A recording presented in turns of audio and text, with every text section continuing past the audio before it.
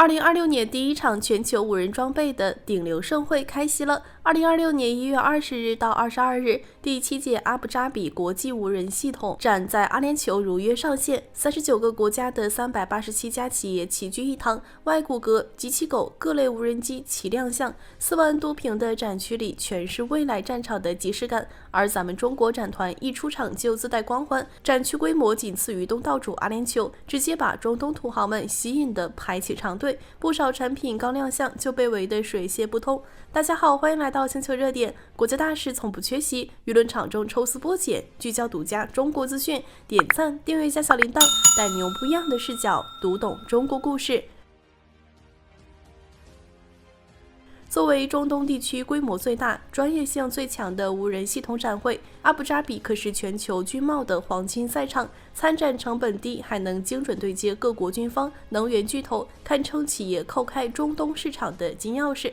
而咱們中國展團直接派出豪華陣容，北方工業、中航系、航天科技4院等巨頭集體亮相，從空中無人機到地面無人車，從反無人機系統到激光武器，全方位展示中國無人自主系統的硬實力。現場畫面那叫一個火爆，身着傳統服飾的中東土豪們圍着中國裝備挪不開步，有的拿着參數表逐字研究，有的對着實物反覆打量，還不忘拉着工作人員追問性能細節，活脫脫向粉絲追頂流。有網友調侃，以前是中國追着看國外裝備，現在輪到中東土豪排隊等中國銷售講解，這反差感拉滿了。更有意思的是，安徽梁宏科技帶來的細流無人機收放系統和高可靠電源，剛亮相就憑借適配中東高溫沙塵環境的穩定性，被客戶直接現場下單，還簽下一堆意向訂單，用實力證明中國制造的硬口碑。北方工業帶來的精雕500，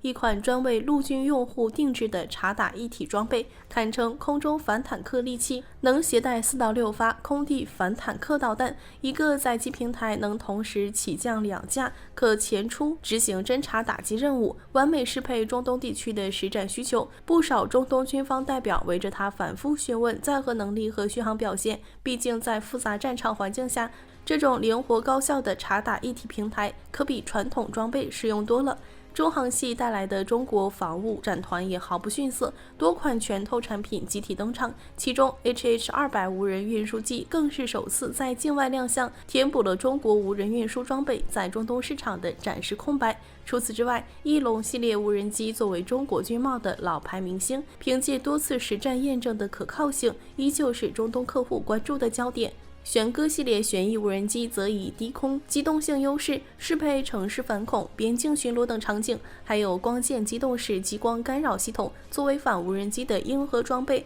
能精準干擾敵方無人機信號，為重要目標構建防護屏障，剛好戳中中東地區應對低空威脅的需求。地面裝備陣營同樣亮點紛呈，中國企業帶來的多款無人車，涵蓋偵察、打擊、保障等多種載荷配置，能根據任務需求靈活切換裝備，不管是沙漠巡邏還是戰場補給都能勝任。更有全套反無人機作戰體系亮相，從偵察指揮車、防空雷達到彈炮結合反無人機火力系統、高功率激光武器系統，形成發現、跟蹤、攔截的完整閉環。其中高功率激光武器系統最受關注，它能以光速精準摧毀低空無人機，成本低，反應快，對於防範無人機蜂群攻擊堪稱神器。中東土豪們看完演示後紛紛點頭稱讚，不少人當場表達了採購意向。除了軍工巨頭，中國民營科技企業也在展會上嶄露頭角，展現出了百花齊放的態勢。蜂巢航宇帶來的智能無人機場和大載重長航時特種無人機，搭配自主研發的風行管理平台，實現設備管控、任務調度的一體化保障，能為中東地區能源巡檢、安防、防控提供定制化解決方案，不再是單純賣硬件，而是輸出整套服務體系。這也切合了中東市場對長期運維能力的看重。皓影推出的 P115M 和 H15MD Plus 共軸一體動力系統，憑借重載性能優勢，吸引了不少無人機廠商諮詢，為貨物運輸、消防應急等領域的無人機提供可靠動力支持。北京海博無人船科技則聚焦水域場景，帶來多款無人船平台，展示了在水生態監測、安防巡檢、應急救援等場景的應用能力，與北方工業的水面無人作戰裝備形成互補。不過，熱鬧的背後也存在着一些隱憂。中國低空飛行器企業出海之路越來越難，不少企業被迫將品牌或技術轉讓給海外企業。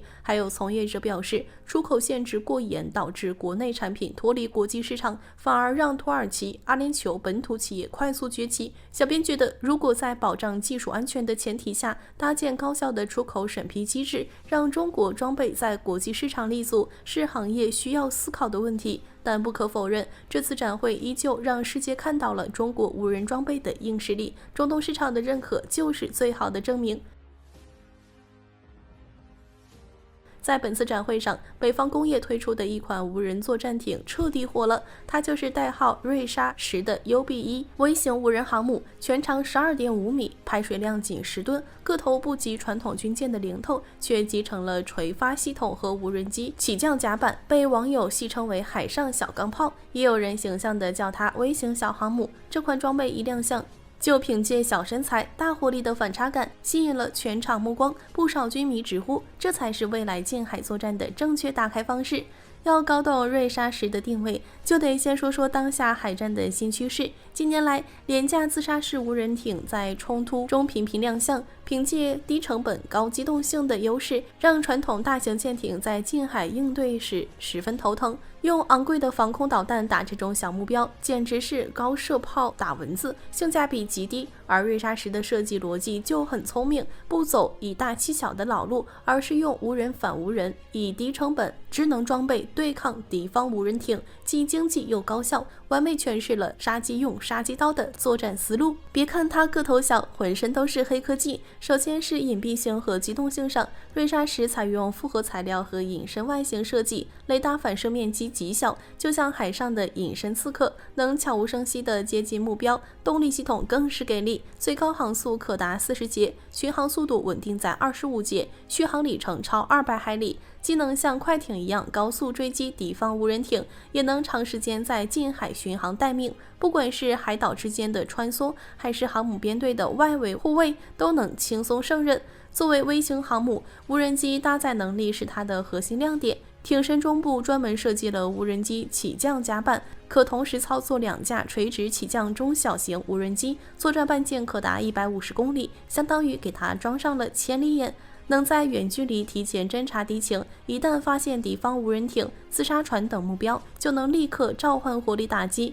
這種空中偵察加水面打擊的組合，讓它在近海作戰中佔據絕對主動，不用靠近就能精準鎖定並摧毀目標。火力配置上，瑞莎10更是做到了寸土寸金。前甲板的6個垂直發射單元可發射巡飛彈，既能打擊快速小艇、岸基雷達，也能精準摧毀敵方指揮節點，實現遠程精確打擊。艇手的遙控武器站則負責近距防禦，可搭載小口徑機關槍或機關炮，配合光電和雷達系統，形成偵察、打擊、補刀的閉環。就算有漏網之魚，也能輕鬆收拾。不過受限於10噸的排水量，它沒法發射高超音速反艦導彈，畢竟它的定位就是對付小型目標，大型軍艦自有主力艦艇應對，分工明確才能高效作戰。除此之外，在正常環境下，它能開啟智能自主模式，憑借航線規劃、算法和自動避障技術，按照預設路徑自主航行，根據海上交通和氣象條件實時調整航向，